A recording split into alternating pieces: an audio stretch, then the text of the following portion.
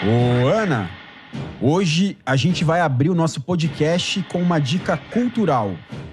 Essa trilha cabulosa que a gente está ouvindo ao fundo, eu adoro essa expressão cabulosa, é de um clássico do cinema italiano, A Classe Operária Vai ao Paraíso, do Elio Petri. Esse filme foi premiado com a Palma de Ouro no Festival de Cannes em 72. Tem uma versão disponível no YouTube, inclusive. A resolução não é das melhores, mas assim, quebra um galho. E eu recomendo muito, viu? Filmaço mesmo, Caju. Aliás, a trilha sonora é do Ennio Morricone. Acho que é o maior compositor de trilhas da história do cinema. O Ennio morreu bem recentemente, em julho, com 91 anos. Foi uma repercussão gigante. E ele também compôs, claro, a trilha do Cinema Paradiso, que é outro filme maravilhoso. Nossa, Ana, nem me fala do Cinema Paradiso, que cai uma lágrima aqui só de pensar no Totó gritando Alfredo, Alfredo! Inclusive, eu aprendi a tocar essa trilha do Cinema Paradiso, que a gente tá ouvindo ao fundo, no xilofone de brinquedo da minha filha, a Veridiana. Pense num homem orgulhoso, Ana. Não, Caju, não acredito. Dá pra ouvir isso aí? Claro, pô. Liberta, DJ.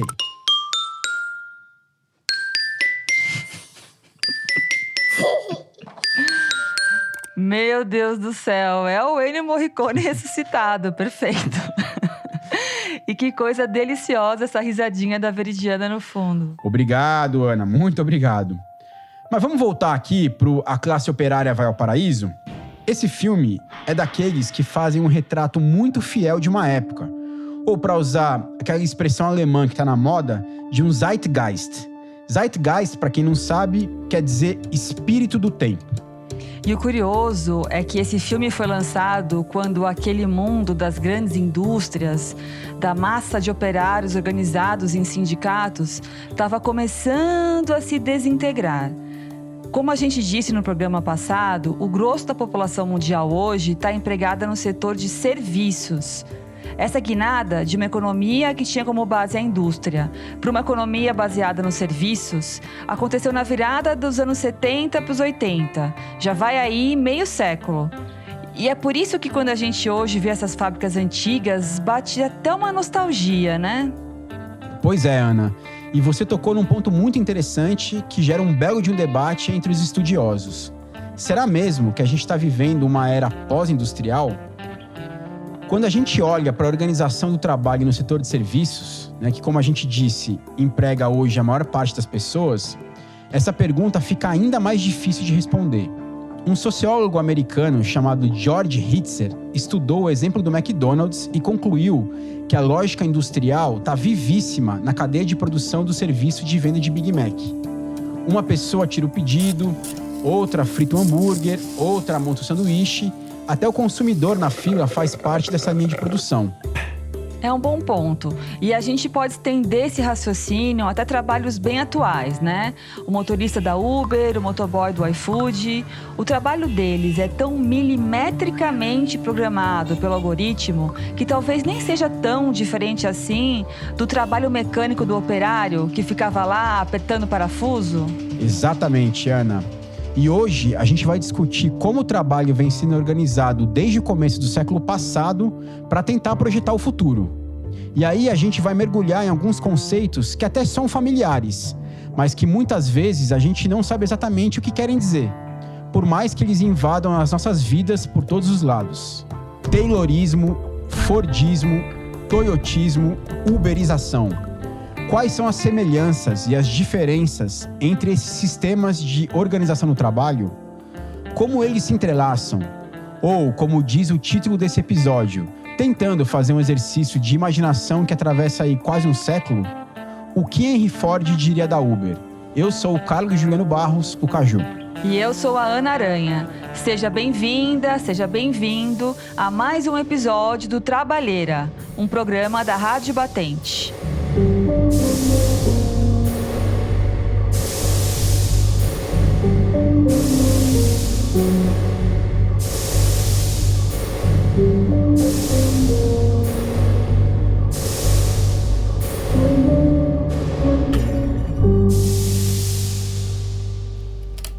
Uma fábrica metalúrgica nos anos 70, 80, no ABC Paulista, era uma cidade. Esse é o Ricardo Antunes, professor de Sociologia do Trabalho da Unicamp. Milhares de trabalhadores trabalhando, com ruas, às vezes tinham praças, a Volkswagen tinha delegacia e prefeitura, entende? Esta fábrica rígida, né, com uma linha de montagem assim, que o Chaplin tão magistralmente caricatura no plano fílmico, da sua obra genial, Os Tempos Modernos, esta planta não faz mais sentido porque ela cria uma produção em massa e uma crise pesada não dá vazão a essa produção em massa. O comentário dele é uma definição muito didática sobre o famoso Fordismo. E é bem sugestiva essa imagem que ele criou enquanto falava, né? As indústrias como verdadeiras cidades, com delegacia e prefeitura. Outra característica fundamental do Fordismo, que o Ricardo Antunes destaca, é a produção em massa. O Fordismo pressupõe a formação de estoques gigantescos e muitas vezes desnecessários. A gente pode dizer, então, que essencialmente o Fordismo era um regime de desperdício, né, Caju? Mas antes de falar do Henry Ford, eu acho importante contar a história do Taylor, que era pouca coisa mais velho que o Ford. Até porque os especialistas no assunto sempre falam em Taylorismo/Fordismo. Pois é, durante muito tempo eu achei que Taylorismo e Fordismo fossem a mesma coisa, sabia, Ana? Porque em última instância, são duas formas de organizar o trabalho que se complementam, né? Mas tem algumas diferenças também. Saquei, manda bala. Bom, então vamos passar para a história do Taylor, que se chamava Frederick Winslow Taylor. Ele nasceu em 1856, nos Estados Unidos, e era de uma família bem rica. Quando ainda era muito jovem, o Taylor desistiu da universidade para trabalhar na metalúrgica de uns amigos da família dele. Nossa, Ana, por um momento eu tive a impressão de que ele iria abandonar tudo para virar um líder operário e fazer a revolução. Tipo o Guilherme Boulos, do Sem Teto, sabe? De fato, ele fez uma revolução, só que foi um outro tipo. Digamos que não foi uma revolução que deixou os operários muito contentes, não. Acho que é por aí mesmo. Se fosse para definir o Taylor em uma imagem, seria de um gerente segurando o cronômetro para marcar quanto tempo o operário leva ao completar cada tarefa. Na época em que ele trabalhava em fábrica, o Taylor chegou à conclusão de que podia aumentar e muito a produtividade se o trabalho não dependesse apenas da iniciativa do operário. Esse termo, iniciativa, é muito usado pelo Taylor nos livros dele. Bom, daí ele bolou essa ideia de subdividir o trabalho em tarefas bem simples e passou a medir no ponteiro do relógio o desempenho dos trabalhadores em cada tarefa. Ele dizia que o seu sistema era a administração científica do trabalho. Inclusive, no nosso filme A Classe Operária Vai ao Paraíso, tem uma cena exatamente assim, né? O gerente com um cronômetro medindo em quanto tempo os operários fazem os seus trabalhos. Isso, é logo no comecinho, né? E o Lulu, o coitado do protagonista do filme, fica tão viciado em bater meta que depois de um tempo começa a olhar para a ferramenta de trabalho dele, o torno mecânico, como se fosse outra coisa. Vamos dizer assim que ele praticamente começou a sensualizar com o equipamento. Bom, claro que não acaba bem. E como você disse lá na abertura, Caju, esse filme é dos anos 70, mas ele não ficou velho. E o Taylor, como inventor de um sistema que estava claro que era promissor, ficou famoso e foi dar consultoria para muitos donos de indústria da época. Consultoria é ótimo, hein, Ana? Aliás, hoje em dia todo mundo é consultor ou coach, né? Então quer dizer que a culpa é do Taylor. Olha, talvez seja, achamos o culpado. E aí, nós chegamos finalmente ao Henry Ford, que era só 7 anos mais novo que o Taylor. O Ford era praticamente um professor pardal, um inventor. Ele começou a trabalhar em oficina aos 16 anos e montou o primeiro Calhambeque com menos de 30. O que ele fez de diferente aí do Taylor? A maior inovação que o Ford propôs foi na linha de montagem. Aquela esteira que transportava as peças e colocava uma ordem nas etapas de fabricação dos carros.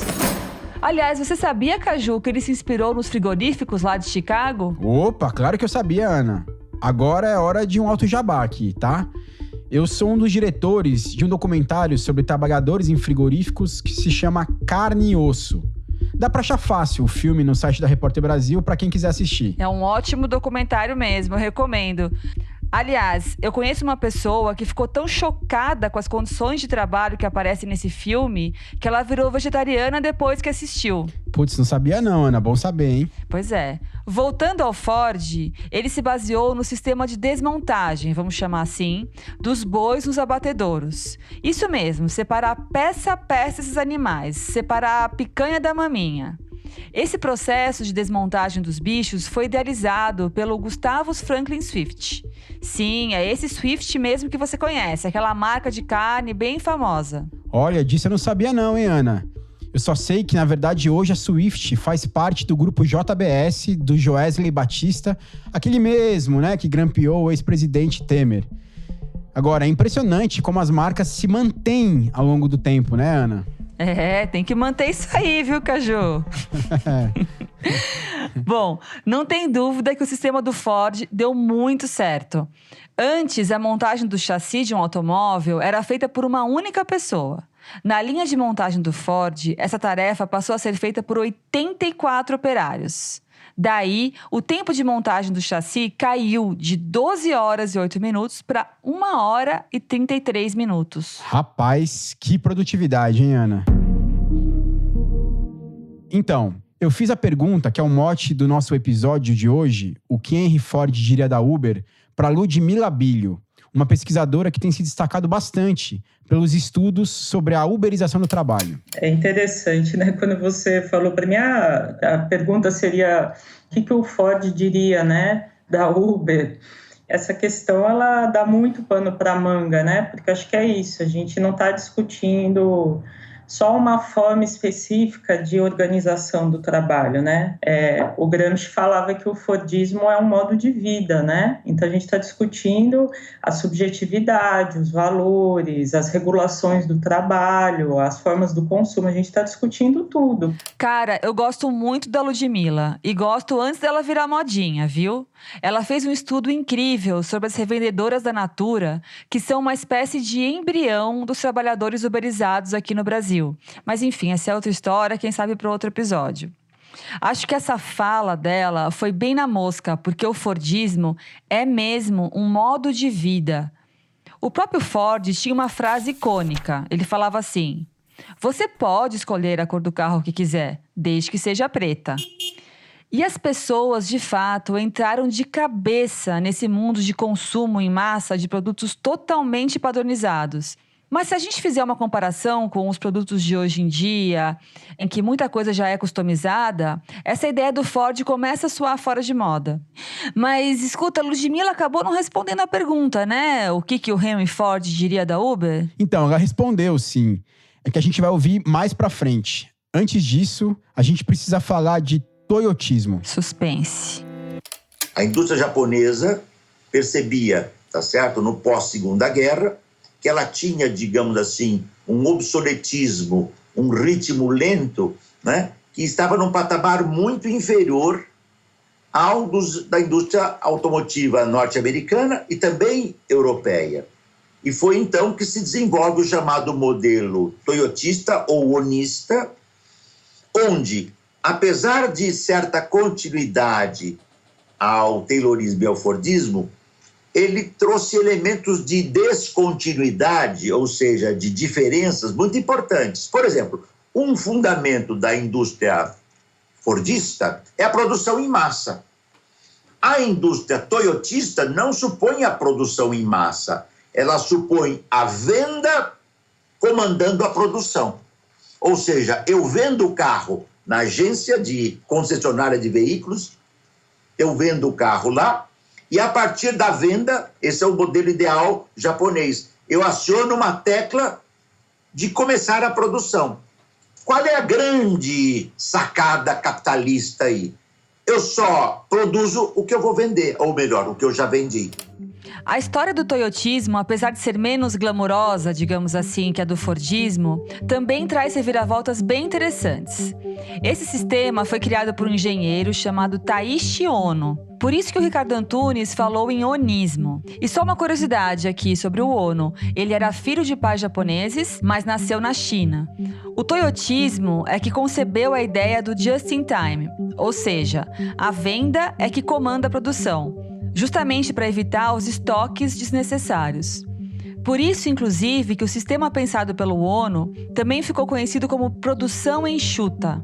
E um outro fundamento importantíssimo do toyotismo é a descentralização. O que você chama de descentralização, Ana, na verdade é terceirização, é isso? É mais ou menos por aí, sim. Só que tem algumas peculiaridades no modelo da Toyota que acabaram funcionando só no Japão mesmo.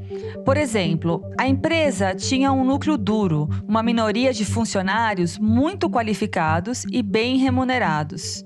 Esse grupo conhecia em detalhes todo o processo produtivo. E, acredite se quiser, eles tinham um emprego vitalício. Nossa, isso é bem contraintuitivo, né? Uma empresa oferecer emprego para sempre.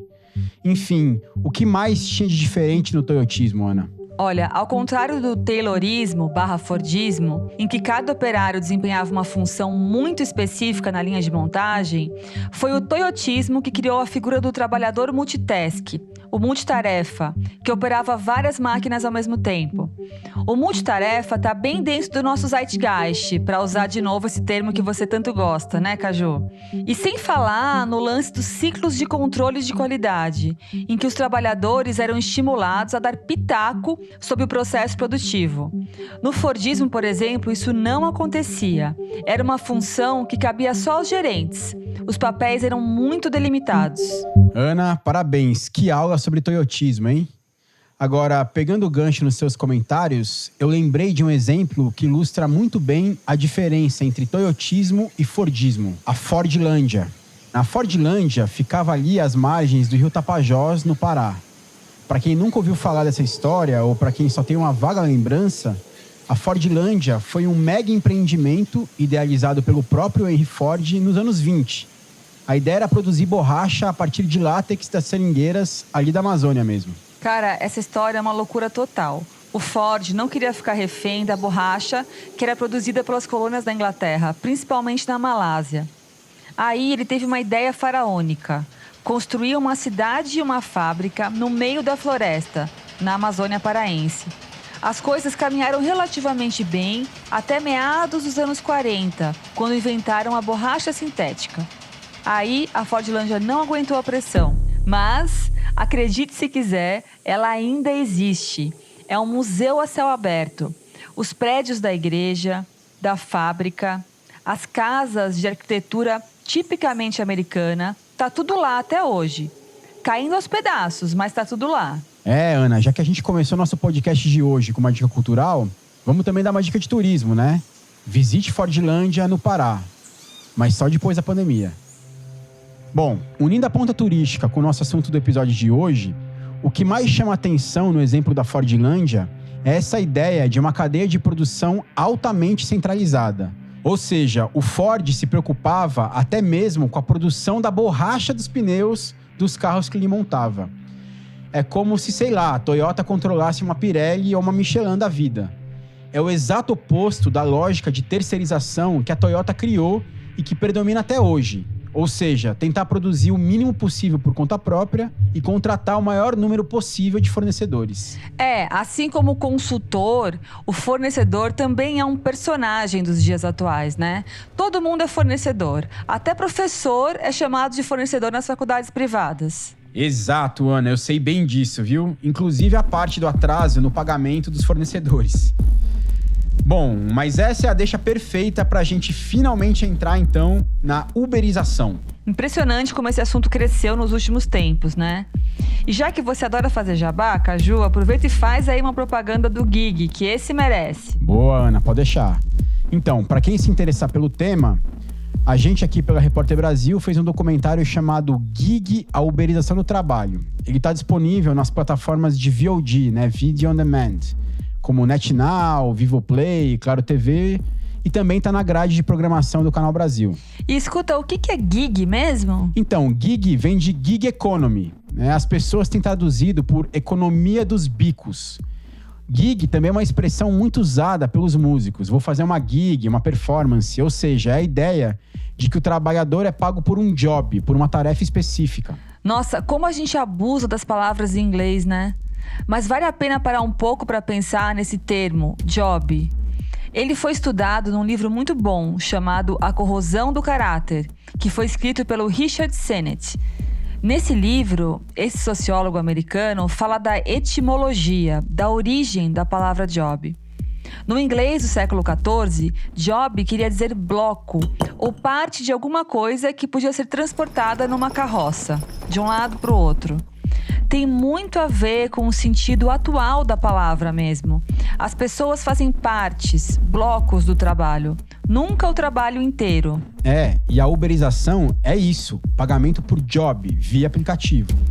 Pode ser uma corrida, uma entrega, uma faxina. E é por isso que muita gente fala também em neo-taylorização do trabalho. É uma neo-taylorização possibilitada por um avanço sem precedentes da tecnologia digital, do smartphone, da inteligência artificial, etc e tal, né, Ana? Sim, e esse lance do pagamento por job, em que a pessoa não tem salário fixo por semana ou por mês, faz a gente pensar também na tal da estabilidade, né? A noção de estabilidade tem tudo a ver com o Fordismo. E o ápice do Fordismo coincidiu com o auge do famoso estado de bem-estar social, com garantia de direitos sociais e trabalhistas. Na Europa, principalmente, o estado de bem-estar social foi realmente muito forte. Mas no Brasil, a informalidade sempre foi uma marca do nosso mercado de trabalho. A Ludmila Abílio tem uma visão bem interessante sobre esse assunto. Tem toda uma discussão, um desmanche do estado do bem-estar social, né? Nós não consolidamos um estado do bem-estar social aqui. Estabilidade para quem? Né? Quem teve essa estabilidade e está perdendo, né? Até eu venho tratando da uberização, pensando que ela é uma generalização de características tipicamente periféricas do trabalho, né?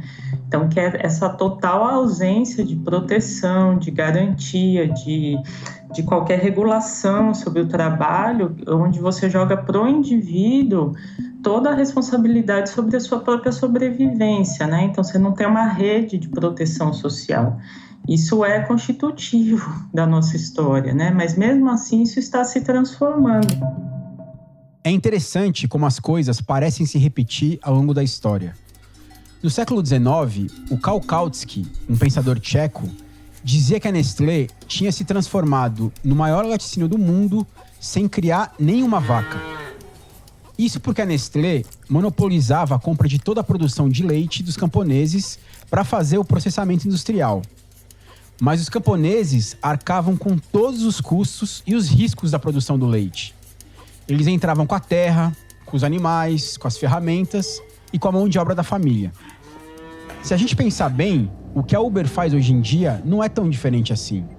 Assim como a Nestlé virou o maior laticínio do mundo sem criar nenhuma vaca, a Uber virou a maior empresa de transporte de passageiros do planeta sem ter nenhum carro. A responsabilidade é toda transferida para o motorista. Cara, esse é um ótimo paralelo. E me lembrou uma reportagem da BBC Brasil que contava a história de um casal, ambos motoristas da Uber, que só se encontravam na garagem da casa deles. O carro rodava 24 horas, cada um dirigindo 12 horas por dia. Impressionante. E essa reportagem me lembrou aquele filme do Ken Loach, Você Não Estava Aqui. Recomendo muito, viu? O coração do sistema da Uber é a ideia de que o aplicativo está apenas conectando, de um lado, consumidores que demandam um serviço e, de outro, profissionais supostamente autônomos que oferecem esse serviço. Ou seja, a Uber foge do compromisso de que os motoristas são seus empregados, assim como o diabo foge da cruz. O Vitor Filgueiras, professor de economia da Universidade Federal da Bahia, pesquisa esse assunto há bastante tempo. Então, um elemento central, nuclear, das estratégias atuais é, digamos assim, matar o mal pela raiz.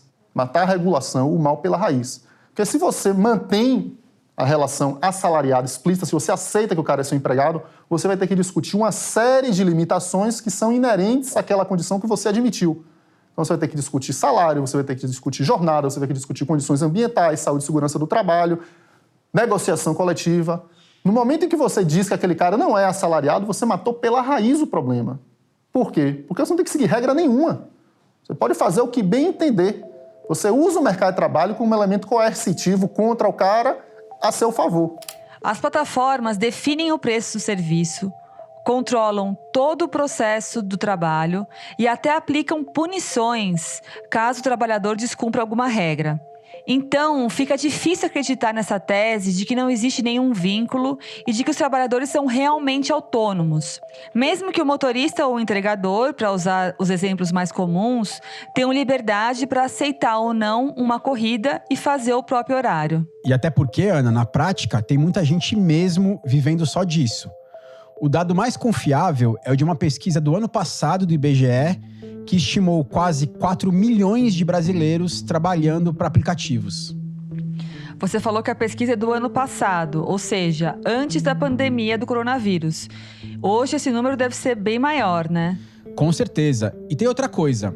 É comum as pessoas trabalharem 10, 12, 14 horas por dia. Então, esse papo de que o bico no aplicativo é só para complementar o orçamento também parece bem pouco convincente, né? Sim. E essa discussão sobre vínculo entre aplicativos e trabalhadores está pegando fogo no mundo todo. Na França, por exemplo, um tribunal superior reconheceu em março desse ano que existe vínculo, sim, entre as plataformas de transporte e os motoristas. E na Califórnia, que é o berço das maiores startups de tecnologia, também foi aprovada uma lei que estende aos trabalhadores de aplicativos algumas garantias mínimas que os empregados formais têm. Com base nessa lei, inclusive, teve um juiz do Tribunal Superior de São Francisco que determinou agora, no dia 10 de agosto, que a Uber registre os motoristas como empregados e não como autônomos. A Uber está chiando e está ameaçando até deixar de operar na Califórnia se essa decisão realmente entrar em vigor. Aqui no Brasil, vem rolando uma série de decisões conflitantes na Justiça do Trabalho. No caso dos entregadores, já teve sentença em primeira instância que reconheceu o vínculo da Log, aquele aplicativo de entrega, com os motoboys. Mas olha que curioso, Ana, uma outra sentença, também em primeira instância, não reconheceu o vínculo do iFood com os motoboys. Uma contradição danada. No caso dos motoristas, a discussão parece um pouco mais adiantada. Já rolou uma decisão do Tribunal Superior do Trabalho afirmando que não existe vínculo entre aplicativos e motoristas. Mas esse debate não deve se esgotar tão cedo e muito provavelmente vai subir para o STF, o Supremo Tribunal Federal. E há quem queira encontrar um meio termo, digamos assim, entre o autônomo e o empregado com carteira assinada. A Tabata Amaral, deputada federal pelo PDT de São Paulo, apresentou um projeto de lei agora em julho para criar um novo regime de trabalho paralelo ao da CLT, o trabalho sob demanda. Na prática, os trabalhadores sob demanda teriam alguns direitos bem básicos, como o piso salarial e o seguro-desemprego. Já os aplicativos também teriam que cumprir algumas obrigações, como contribuir para a Previdência, dar equipamentos de proteção individual, entre outras coisas. E esse novo regime de trabalho, sob demanda, não se aplicaria somente a motoristas e entregadores. Ele poderia ser estendido também aos aplicativos que oferecem serviços de garçons e de faxineiras, por exemplo. Regulamentar a relação entre trabalhadores e aplicativos é o assunto do momento mesmo, né? E só para não perder o fio da meada sobre essa questão do vínculo, Ana, o Ricardo Antunes fez um comentário interessante sobre uma decisão de uma juíza de São Paulo que disse que os motoristas de aplicativo não são empregados porque eles seriam os donos dos, entre aspas, meios de produção. Curioso que ela usou uma expressão bem marxista nessa decisão, né? Vamos ouvir o Ricardo. Então, o trabalhador e a trabalhadora da Uber, ele não dispõe dos meios de produção. Outro dia eu vi um comentário de um juiz dizendo, não, como ele tem os meios de produção, ele não é empregado. É irrisível isso. O trabalhador e a trabalhadora da Uber têm os instrumentos de trabalho, que não são meio de produção, meu caro, é a riqueza. São as indústrias, são os grandes agronegócios, os bancos, são as grandes fábricas. Instrumento de trabalho é outro. Me parece que essa juíza fez mesmo uma confusão básica de conceitos. Tá claro que o meio de produção, no caso de um aplicativo, é o próprio aplicativo. O algoritmo, a plataforma digital.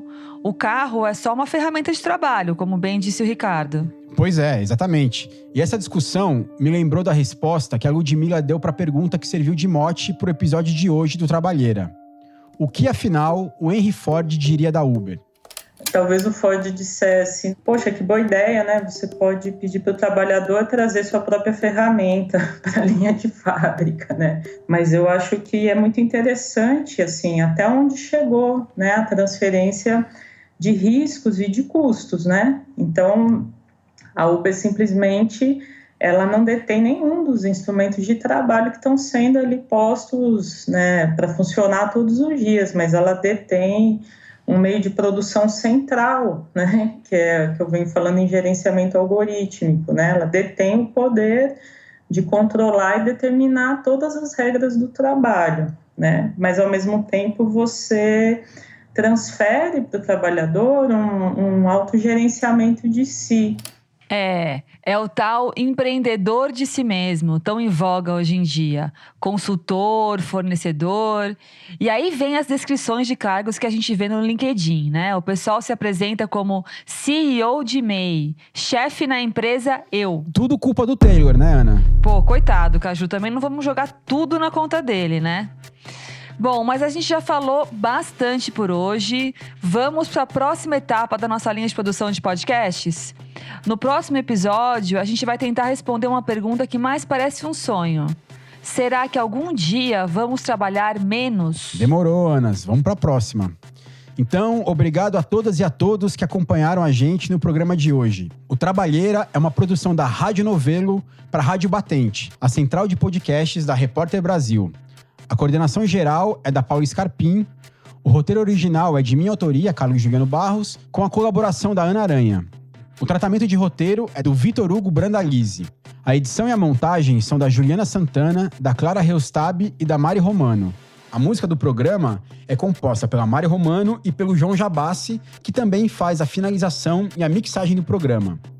A coordenação digital é da Juliane Jäger e a distribuição é da Bia Ribeiro. Sigam nossas redes, Repórter Brasil.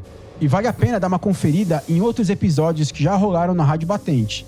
Não só do Trabalheira, mas também do nosso outro podcast, o Jornadas. Procura lá no feed da Rádio Batente no seu tocador de podcast preferido. Então é isso. Valeu, Ana. Até o próximo episódio. Tchau, Caju. Até!